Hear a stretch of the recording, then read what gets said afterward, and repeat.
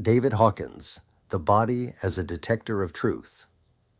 Hawkins proposed that the body weakens in the presence of falsehood and strengthens in the presence of truth. In his view, the body is connected to a universal field of consciousness that can be measured through muscle testing. The attraction of this idea is understandable. It offers the hope that there is a direct path beyond argument, beyond ideology, beyond the limitations of the thinking mind. The challenge is that this claim has not held up under controlled scientific testing. Antonio Damasio. The Body as a Guide to Wise Decisions. Neurologist Antonio Damasio arrived at a different conclusion.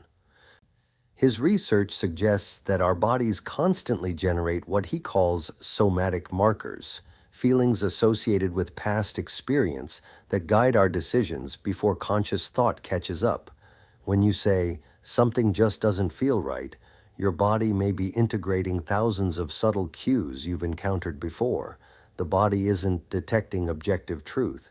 It's integrating experience. That fits with the repeated observation that movement and awareness often precede thought. Ian McGilchrist.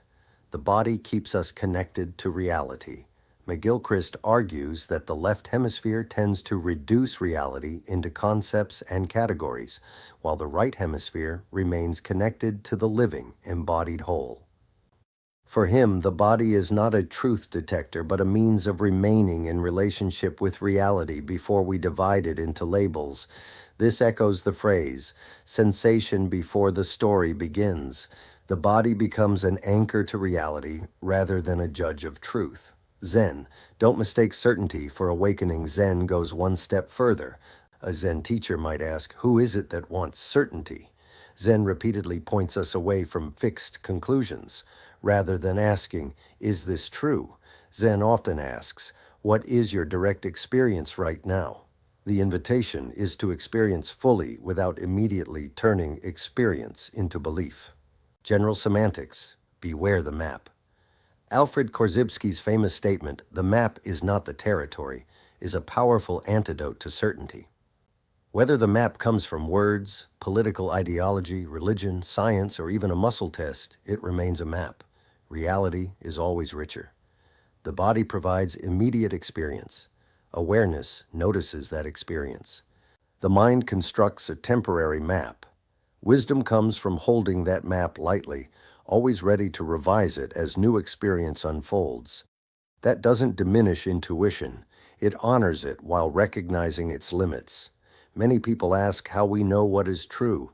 Some seek certainty through logic, others through religion, others through intuition or even muscle testing. I have found the body to be an extraordinary guide, not because it measures truth, but because it tells me when I have wandered away from direct experience. My body tells me when I am tense, grasping, fearful, defensive, or at ease. It reminds me to return to breathing, to listening, to awareness before the story begins. But I try not to mistake that felt sense for proof that my beliefs are true. The body is not my judge of truth. It is my invitation back to presence. From that place, I can hold my opinions more gently, remain curious, and continue discovering that the territory is always greater than my map.